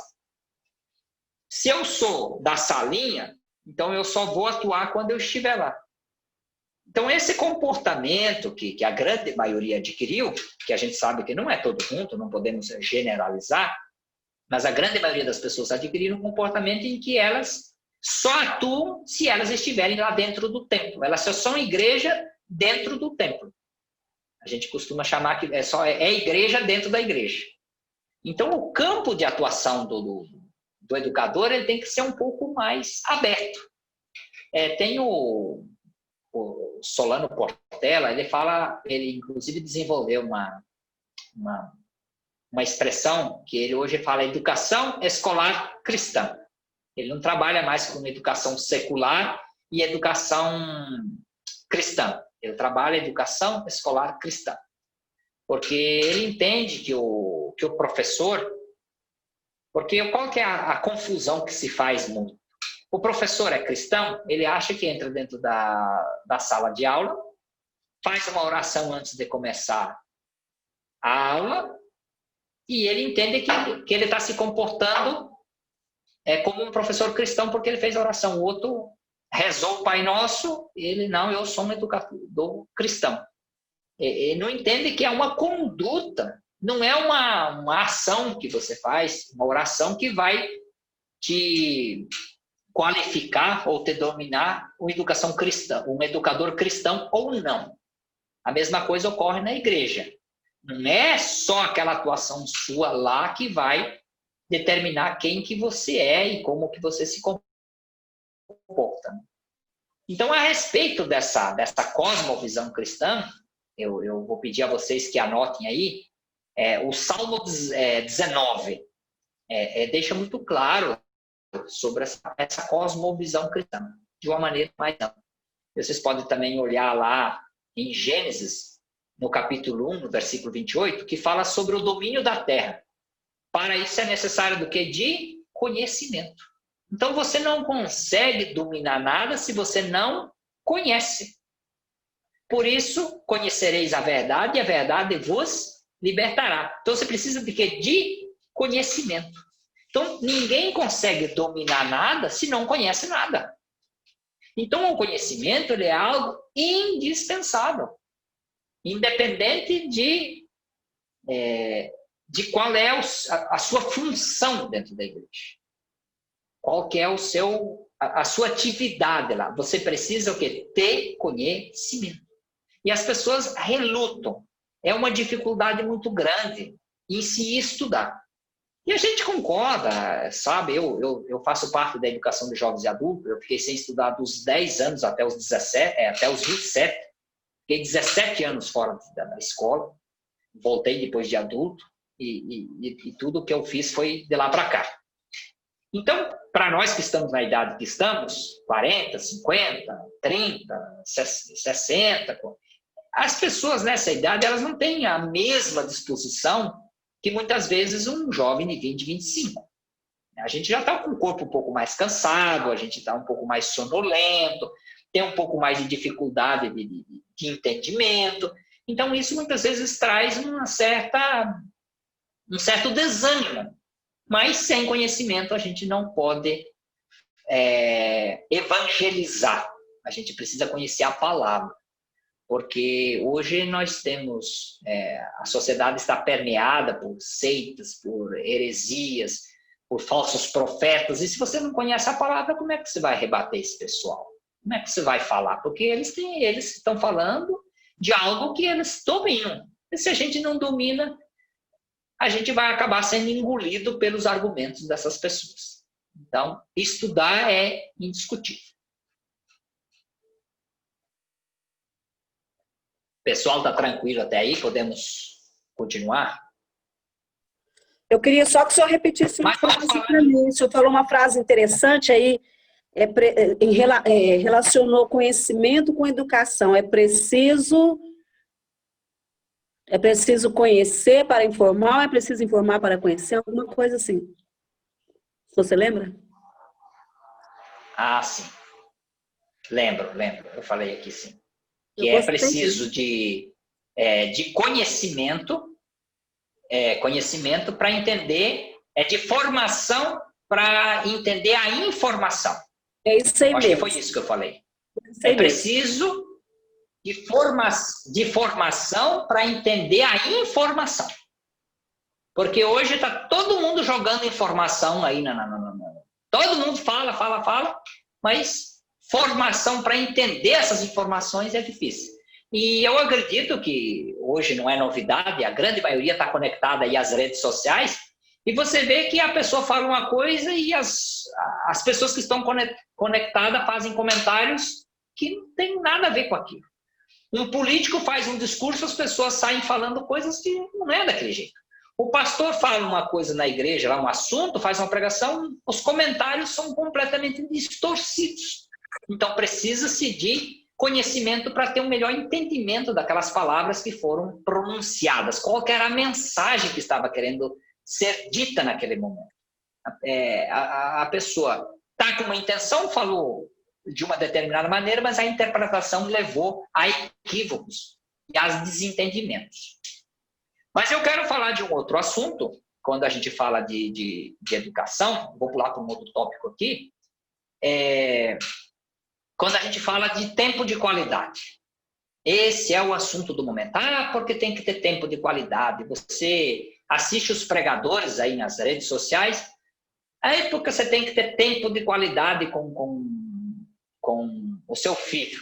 Você precisa ter tempo de qualidade com a esposa. Então, é o jargão do momento, tempo de qualidade.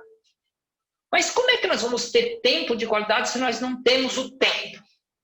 Porque você só vai ter qualidade na educação. Eu vou colocar a frase aqui. Para ter qualidade na educação, precisa ter tempo. Como é que você vai ter qualidade sem tempo? Porque você acha que 5 minutos é suficiente na presença de uma criança? A criança ela tem uma energia inesgotável. Aí você usa, das 24 horas que você tem no dia, você consome entre dormir, trabalhar, televisão, rede social, você usa 23 horas e 50 minutos, você tira 10 para o filho e fala, mas foi um tempo de qualidade. Será que foi? Na sua cabeça você fala, é melhor 10 minutos bem aproveitado que 2 horas de confusão. Aí, de repente, essas 2 horas de confusão, a criança vai aprender alguma coisa. Então, a gente também tem que fazer uma análise nisso, se esse tempo de qualidade que nós estamos falando, se ele é suficiente na educação da criança. A mesma coisa ocorre na igreja. A gente leva esses filhos, eles têm 1 hora de salinha lá na igreja, e a gente acha que eles vão aprender a palavra de Deus com aquela 1 hora que eles ficam lá na presença das cuidadoras, que nós denominamos como tias, que eu não gosto dessa expressão. Eu poderia usar educadora, cuidadora, professora, qualquer outro nome, mas eu não gosto dessa expressão. Eu acho que desqualifica o profissional. Mas isso aí não vamos entrar no mérito da questão. Então, esse tempo de qualidade que a gente tem defendido e muito tem falado, ele tem sido muito pouco, ele tem sido muito pequeno, ele não é suficiente para a demanda que uma criança de 4 ou 5 anos tem. E o que ocorre com esse tempo de qualidade?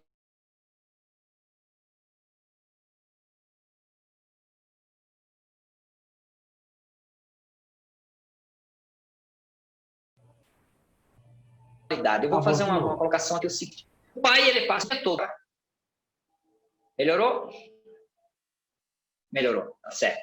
Então, o pai, ele tem muito pouco tempo com a criança, e aí ele entende que esses minutinhos que ele tem devem ser utilizados para o lazer. Não é para olhar um material escolar, não, a criança está cansada, passou a semana toda estudando, vou usar isso aqui para brincar.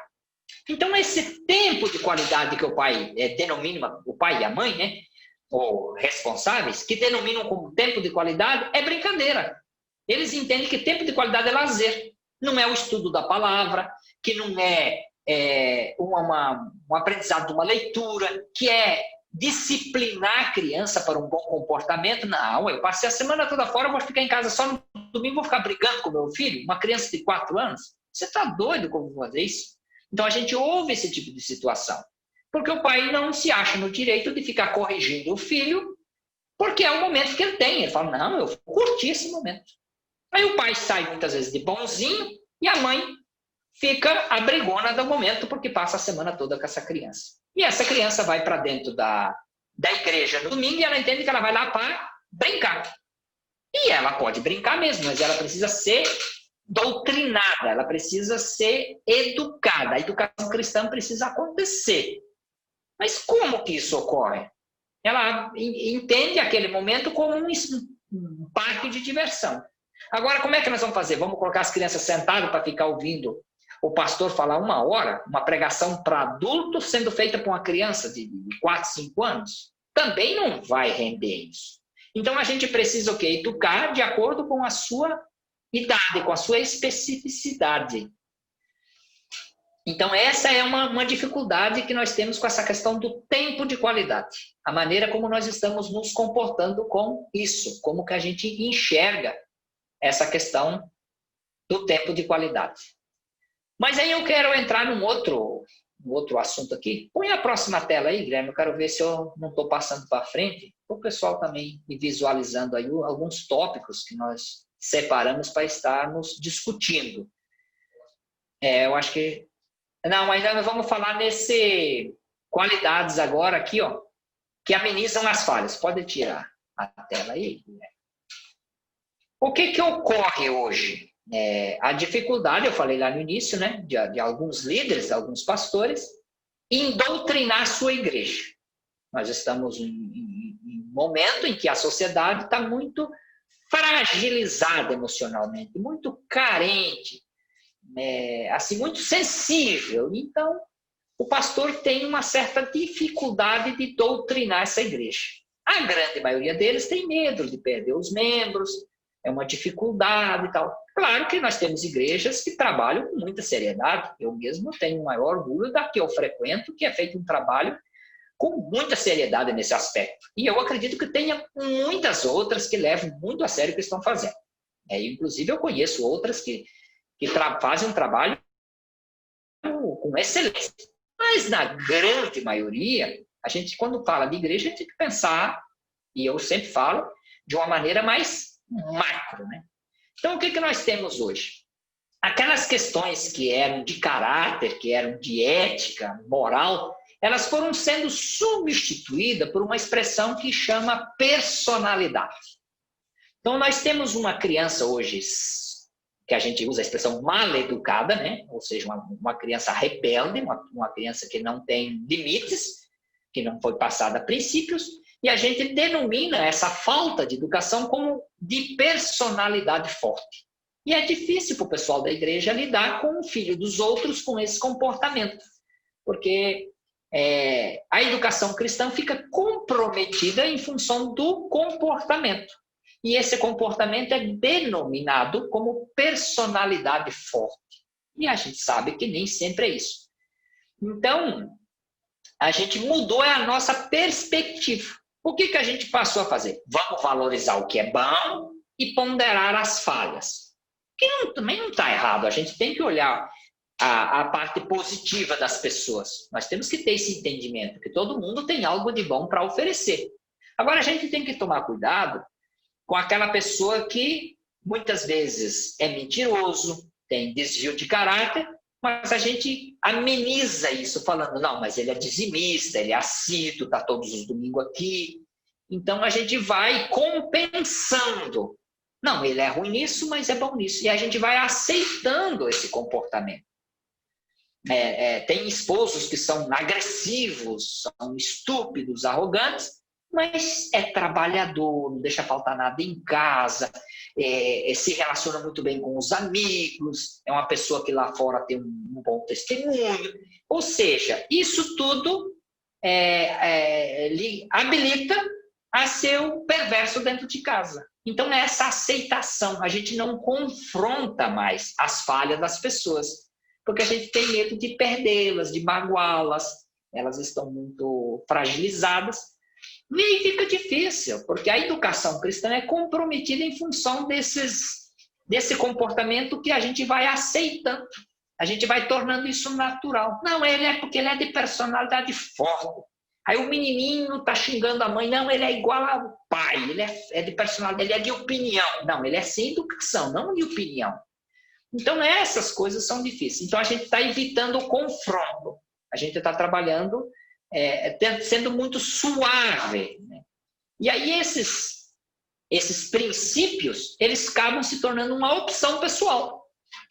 O desvio de caráter é personalidade forte. Então, ser simpático, carismático, generoso, isso se sobrepõe às falhas de caráter que não são confrontadas. Então, a gente lida com essas pessoas constantemente. É na escola, é no trabalho, é na igreja, muitas vezes dentro de casa. Então, não é uma brincadeira tratar de educação cristã. Nós estamos fazendo uma introdução aqui. Pessoal, nós estamos com o horário esgotado, eu acredito que até 9h30, né, Guilherme, o tempo que vocês têm aí. E eu vou respeitar esse tempo, pessoal. Nós temos vários tópicos aqui ainda para serem discutidos, e nós vamos terminar eles na próxima aula, e depois nós entramos no próximo capítulo. O nosso segundo capítulo aqui da apostila que vocês vão receber, nós vamos tratar sobre... nós falamos agora, fizemos uma introdução sobre a educação cristã, nós vamos falar sobre uma introdução à psicologia da educação. Como é que nós nos comportamos emocionalmente e lidamos com isso. Então, é um assunto também muito pertinente. Então, nós temos... Posso continuar aqui, né? Nós temos ainda... Posso continuar aqui, né? Nós temos ainda, nós vamos falar... Nós não podemos deixar de comentar com vocês sobre autoridade, né, como que é vista essa autoridade. Nós precisamos falar do grande desafio, e aí vamos falar um pouco quais foram os desafios que Jesus teve com a educação dos discípulos. Vamos falar sobre a nossa visão individualista, sobre como nós enxergamos a educação, como cada um enxerga. O que é que nós vamos fazer? O que nós poderíamos fazer? E vamos falar quem pode e quem deve ensinar. E o destino da educação cristã. Para onde que ela está indo, o que nós vamos fazer. E quem somos e com quem nós lidamos. Então, temos algumas coisas aqui que nós precisamos trabalhar.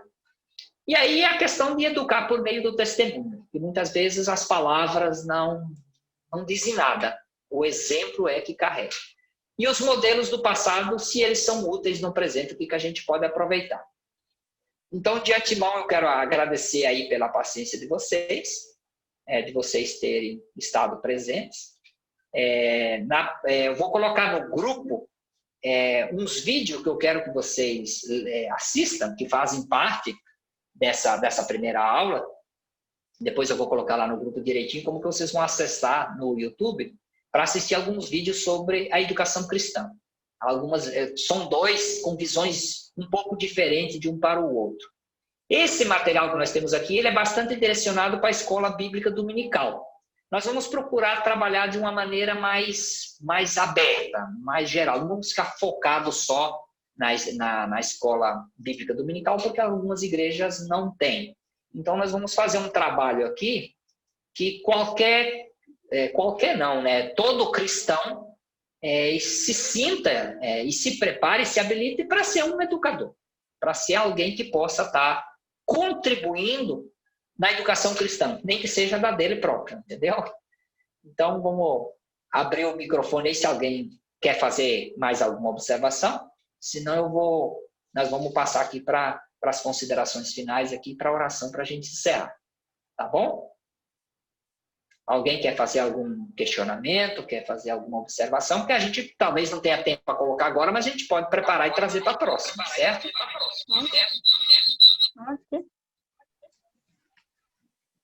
Tá aberta. Pastor Moacir? Então eu vou convidar o... Está me ouvindo, pastor Moacir? A Vilma? Está dando eco aí, bem. Vilma? Só uma colocação que eu quero fazer aqui. Melhorou. Educação cristã. De alguns anos para cá, né? A educação cristã mudou muito. Na época em que eu estudava, se orava na escola, rezava, né, o Pai Nosso. Era uma coisa assim que dava sequência em casa e mudou muito. E hoje em dia, o que eu mais observo é que se a gente aplica isso na igreja, os pais acham ruim. Acham que está querendo puxar demais a criança, está forçando demais a barra. E aí cria esses meninos que vai para a salinha, não fica quieto, conversa o tempo todo, quando solta, sai desesperado, parecendo que o mundo vai acabar. Então, o que eu observo é o seguinte, a educação cristã, ela vem lá do berço, lá do berço mesmo, do bebê. Porque eu lembro que quando minha mãe me levava nas igrejas, nós era uma turminha. Pensa nos moleques que levavam beliscão na costela. Ah, não podia nem olhar para o lado. Minha avó falava assim, a hora que você chegar em casa, você vai falar tudo que o padre Josué falou. Ah, se eu não soubesse. Como minha avó me beliscava. Agora, hoje você não pode mais nem educar o menino. É muito complicado. É uma questão assim que vem assim, mudando muito de uns anos para cá, né? É só uma colocaçãozinha aí. Eu só fiz um comentário. Pode ver. Ouviu bem? Certo. Bom, nós vamos continuar tratando desse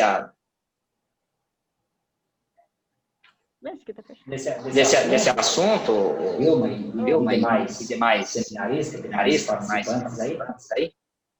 A gente vai estar discutindo isso e espera talvez não no final dessa disciplina, mas até o final do curso, eu acredito, estou convencido disso, que vocês vão estar munidos de muitas ferramentas que irá auxiliá-los, né, nesse trabalho que deve ser feito, né, tanto na igreja como nos demais setores da sociedade em que a gente participa.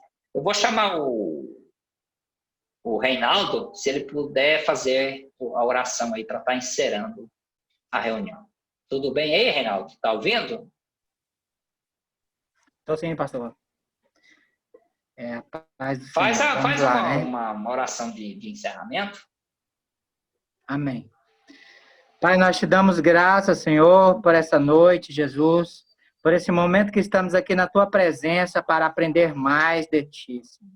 Que o Senhor venha abençoar a vida do pastor Moacir, que o Senhor venha abençoar as pessoas desse grupo, Senhor, que estão a cada dia mais te buscando, às vezes com dificuldade nessa internet, às vezes com dificuldade no cansaço de um dia de trabalho, mas o Senhor é que dignifica nós para podermos cada dia mais estar na tua presença, estar buscando conhecimento, para que cada dia possamos ser melhor. Muito obrigado, Senhor. Obrigado pela a oportunidade de estarmos aqui reunidos nessa sala, distantes uns dos outros, mas com um só propósito: buscar mais entendimento e conhecimento da tua palavra. Que o Senhor venha abençoar todos nessa noite, abençoe essa semana, abençoe a vida do pastor Moacir, que tem se dedicado, guardado o seu tempo para trazer esse conhecimento para nós. Que em nome de Jesus eu agradeço. Amém. Pessoal, obrigado, uma boa noite a todos. Deus abençoe. Desculpe pelos transtornos aí que acontecem, mas nós estamos lidando com a tecnologia e nem sempre as coisas ocorrem do jeito que a gente espera. Um abraço a todos, até segunda-feira, e aí eu vou passar no grupo aí os vídeos para vocês assistirem. Excelente, vocês vai acrescentar muito no conhecimento de vocês. Boa noite, obrigado. Todos fiquem com Deus.